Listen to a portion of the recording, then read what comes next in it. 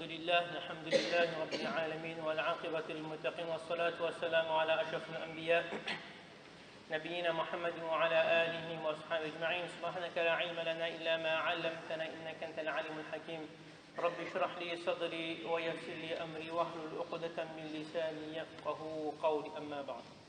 Chers frères, salam alaikum wa rahmatullahi wa barakatuh. Remercie Allah subhanahu wa ta'ala, le très haut, le tout miséricordieux, maître des mondes et de l'univers, créateur de l'univers, de nous avoir accordé l'imam, de nous avoir accordé la santé et de nous avoir permis de venir tôt à la masjid pour accomplir Salatul Jumu'ah.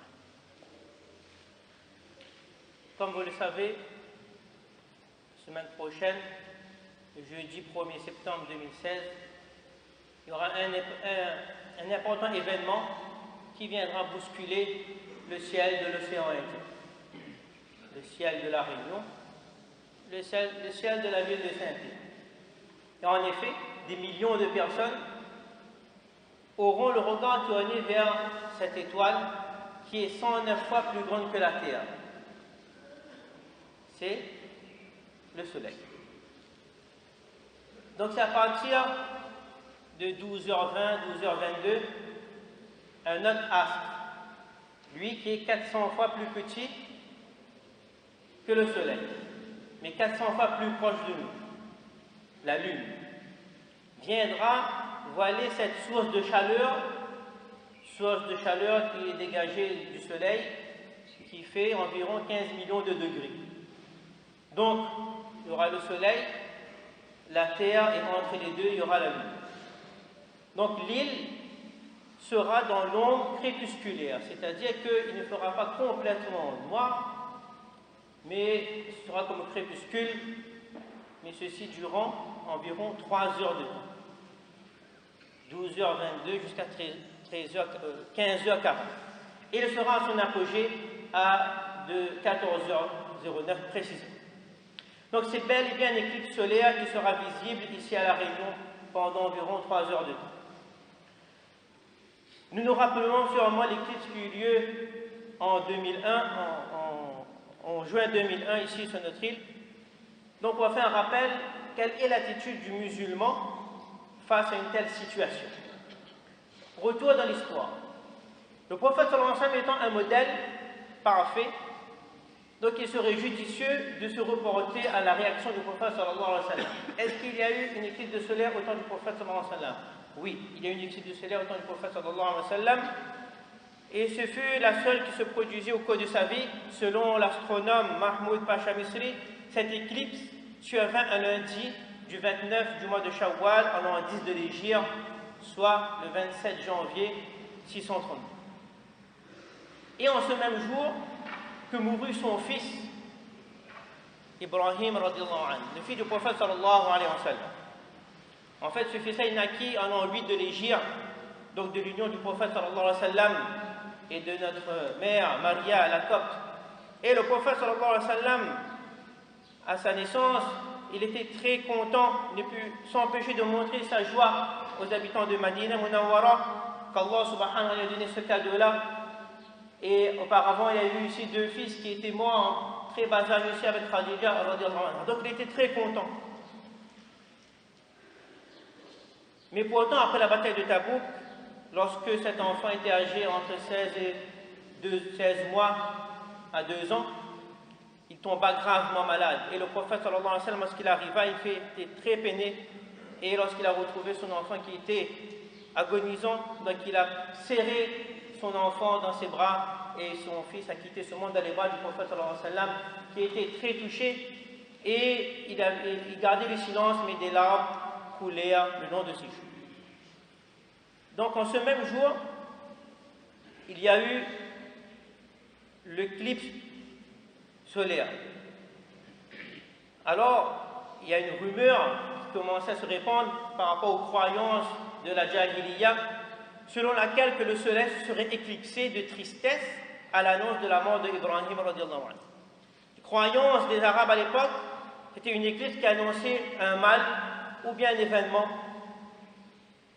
Alors, le prophète sallallahu alayhi wa sallam, qu'est-ce qu'il a fait? Abu Musa al-Ash'ari, donc il rapporte en disant que une éclipse de soleil se produise. Le prophète sallallahu alayhi wa sallam se leva tout effrayé, craignant que c'était la fin du monde qui arrive. As-Sa'a. Il se rendit à la masjid et appela les gens à faire la salat. Il pria en prolongeant dans ses qiyam. Ses salats étaient très longues. Les inclinaisons, les rukus étaient très longues, les prosternations étaient très longues, que je ne l'avais jamais vu faire comme ça auparavant. Et après, le prophète sallallahu alayhi wa sallam, il a pris la parole justement pour expliquer en disant que le soleil et la lune sont des signes d'Allah subhanahu wa ta'ala. Il ne s'éclipse jamais pour la mort ni la naissance de quelqu'un, d'un être humain, justement pour contrer cette croyance-là. Lorsque vous verrez quelque chose de semblable, réfugiez-vous dans l'adoration d'Allah subhanahu wa ta'ala, dans la salat, et demandez pardon à Allah subhanahu wa ta'ala. Et donc lorsque le prophète donc, il a fait la salat durant tout l'éclipse, et à la fin il a fait dua jusqu'à ce que l'éclipse soit terminée. Donc le prophète nous a exhorté, lorsqu'un tel phénomène arrive, on doit faire la salat. Comment s'appelle cette salat? La salat de l'éclipse. Salatul Khusuf pour le soleil, et expliqué Salatul Khusuf. D'après les juristes hanafites, elle est sunna, se compose de 2 rak'at.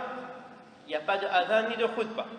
L'imam pourra lire soit à voix basse, soit à haute voix. La salat doit être aussi longue que possible durant toute l'éclipse. Et en même temps, le ruku et les sujud seront aussi très longs. Donc il est conseillé donc de l'accomplir durant toute la durée de l'éclipse, excepté justement à l'heure de Zawal ou c'est les dames pourront également l'accomplir chez elles. Donc ici, Inch'Allah, jeudi prochain, il y aura cette salat dans cette masjid à 13h30.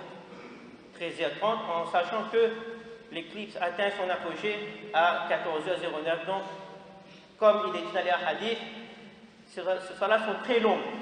Et par rapport au hadith, le prophète sallallahu alayhi wa sallam qui avait dit, un sahaba rapporte que le prophète a lu des sourates longues telles que la grandeur de la sourate al-Baqarah. Et le prophète nous conseilla, en disant aussi que le sahaba dit aussi que le prophète nous conseilla aussi de faire preuve de générosité par l'intermédiaire de l'aumône, car celle-ci repousse la colère d'Allah subhanahu wa ta'ala.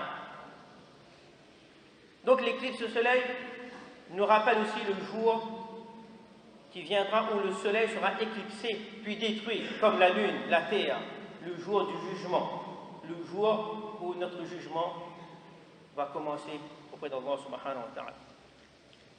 L'explication prophétique maintenant de ce phénomène-là qu'on peut tirer des hadiths. Premièrement, le prophète sallallahu alayhi wa sallam mit fin aux croyances que les gens disaient que l'éclipse, le soleil s'éclipse par rapport à la naissance ou au décès. Donc le prophète il a dit que le soleil et la lune sont 2 signes parmi les signes d'Allah subhanahu wa ta'ala. Ils ne s'éclipsent pas pour la mort ni la naissance de quelqu'un lorsque vous voyez des éclipses accourir vers la soirée. Deuxième chose, Allah subhanahu wa ta'ala, le prophète il a rajouté en disant qu'Allah subhanahu wa ta'ala avertit ses serviteurs par l'intermédiaire de ces 2 phénomènes. Car parmi les grands bouleversements du jour dernier, il y aura beaucoup d'éclipses et aussi le soleil et la lune vont se rencontrer, vont s'éclipser aussi. En effet, le croyant, donc, lorsqu'il voit de tel événement, il se rappelle les ayats, paroles d'Allah subhanahu wa ta'ala. إذا الشمس كورت وإذا النجوم انكدرت وإذا الجبال سيرت. Quand le soleil sera obscurci, que les étoiles deviendront terne et les montagnes mises en marche. فإذا برق البصر وخسف القمر وجمع الشمس والقمر يقول الإنسان يومئذ أين المفر. Allah subhanahu wa ta'ala dit, lorsque la vue sera éblouie, lorsque la lune s'éclipsera et que le soleil et la lune seront réunis, l'homme ce jour-là dira Aïna al-mafar, où fuir? Non, point de refuge ce jour-là. Donc à ce moment-là, on doit se rappeler qu'un jour viendra, ce jour terrible de la fin du monde. Troisièmement, aujourd'hui on peut dire, on va remarquer que l'homme, Allah subhanahu wa ta'ala, a donné cette capacité-là de pouvoir déterminer des éclipses des siècles avant, des millénaires avant, de savoir tel. À vrai dire, qu'il vienne conforter le ayat du Coran, que seule l'organisation d'Allah subhanahu wa ta'ala est infaillible. Tout l'univers est régi par l'ordre d'Allah subhanahu wa ta'ala. Dans la sourate Ar-Rahman, un seul verset. Ash-shamsu wal-qamaru bi-husban. Ash-shamsu wal-qamaru bi-husban. Le soleil et la lune évoluent selon un calcul minutieux. Allah subhanahu wa ta'ala a déjà dit que ça c'est aujourd'hui donc on découvre. Et aussi il y a ce passage du Coran وَالشَّمْسُ تَجْرِي لِمُسْتَقَرٍّ لَهَا ذَلِكَ تَقْدِيرُ الْعَزِيزِ الْعَلِيمِ, que le soleil donc se déplace par rapport à un chemin très précis. Donc lorsqu'arrive ces moments-là, on doit se rappeler justement qu'un jour viendra où il y aura donc la fin du monde, et aussi pour montrer qu'Allah subhanahu wa ta'ala, toutes les créatures peuvent s'éclipser, mais Allah subhanahu wa ta'ala ne s'éclipse jamais. Enfin, à la fin du sermon, le prophète sallallahu alayhi wa sallam, qu'est-ce qu'il dit? Donc, le prophète sallallahu alayhi wa sallam, il a fait un sermon après la salat, justement pour informer les croyants et nous informer c'est quoi cet événement-là. Et ensuite, qu'est-ce qu'il dit? ثم قال يا أمة محمد والله ما من أحد أغير من الله أن يزني عبده أو تزني أمته يا أمة محمد والله لا تعلموا يا أمة محمد والله لا تعلمون ما أعلم لضحكتم قليلا ولبكيتم. Ô communauté de Muhammad, je jure par Allah subhanahu wa ta'ala qu'Allah subhanahu wa ta'ala donc il est très mécontent, il est en colère bien lorsque son serviteur ou sa servante, Amata, pratique le zina, pratique l'adultère, pratique la fornication. Ô communauté de Muhammad, si vous saviez ce que je sais, vous rigoleriez peu et vous pleuriez beaucoup. Le prophète sallallahu alayhi wa sallam nous met en garde que parmi les raisons qu'il y a des éclipses, c'est la multiplication des péchés. Et on voit bien que ce n'est pas le monde entier qui voit l'éclipse. Il y a des endroits très précis durant chaque éclipse. Donc on doit réfléchir là-dessus. Les scientifiques disent que la Réunion pour cette année, c'est le meilleur endroit du monde pour regarder l'éclipse. Plus particulièrement le sud. Donc on doit réfléchir à ce que le professeur Emile a dit. Donc, parmi les raisons, donc, il y a une multiplication des péchés, plus particulièrement l'adultère et la fornication, le zina, ainsi que les autres péchés. Et enfin, à la fin, le prophète sallam, il ordonna aux sahaba qui étaient là de demander la protection contre le châtiment de la tombe. Donc, mes frères, les scientifiques disent aussi que lorsque ce moment va arriver, la température va baisser. Il y aura un refroidissement de l'atmosphère. Les animaux aussi ressentent ça. Les animaux aussi vont respecter ça. Ils disent que les oiseaux vont arrêter de voler, d'autres resteront immobiles. Nous savons que les chevaux, lorsqu'il y a un danger, donc ils ressentent ça. Donc là, c'est tous les animaux qui ressentent ça. Si eux respectent ça, nous aussi nous devons respecter comme le prophète sallallahu alayhi wa sallam nous a montré, comme Allah subhanahu nous a montré. Donc en résumé, lorsque arrivera ce moment-là, à nous de faire comme le prophète sallallahu alayhi wa sallam il a fait. On vient à la masjid, on veut faire la salat, les femmes peuvent faire chez eux. Salat qui seront très longs. À la fin, il y aura le dua. On doit implorer Allah subhanahu wa ta'ala, se repentir depuis maintenant pour chaque péché qu'on a fait, faire la sadaqa, faire le takbir. Faire le takbir aussi recommandé. Penser à la mort, penser à la tombe et à l'au-delà.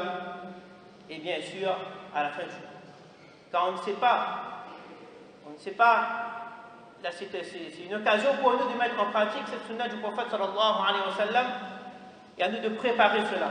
Donc on a une semaine aussi, et aussi les scientifiques disent aussi qu'il faut faire attention aux personnes qui vont essayer de regarder l'éclipse. Donc il peut avoir des effets très néfastes pour les yeux. Donc de faire très attention. Donc, si on va regarder cela, donc faire très très attention pour nos enfants aussi. Donc, on fait comme le prophète Sam il a fait, on a recours à la salat. Et ça, c'est dans tous les phénomènes.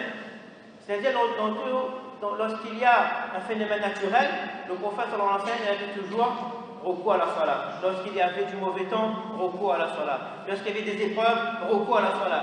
Lorsqu'il y avait des désordres, vraiment des difficultés, toujours recours à la salat. Nous aussi, lorsqu'on a des épreuves dans la vie, que ce soit des épreuves financières, que ce soit des épreuves morales, de toutes sortes d'épreuves, en premier, la salat. Souvent on oublie ça. On va chercher des causes. Pourquoi ça? Pourquoi c'est moi? Pourquoi c'est pas l'autre, etc.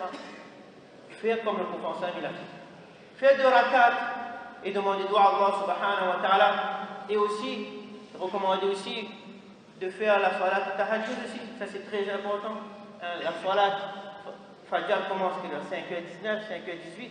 On peut se lever à 5h, faire la salat et demander doigt à Allah subhanahu wa ta'ala. Donc Allah subhanahu wa ta'ala nous permet de mettre en pratique, on a l'occasion de mettre en pratique ces recommandations. Donc on essaie de mettre en pratique les ordres d'Allah subhanahu wa ta'ala, de propager aux actions. Amin ya rabbal alamin wa akhiru da'wana alhamdulillah.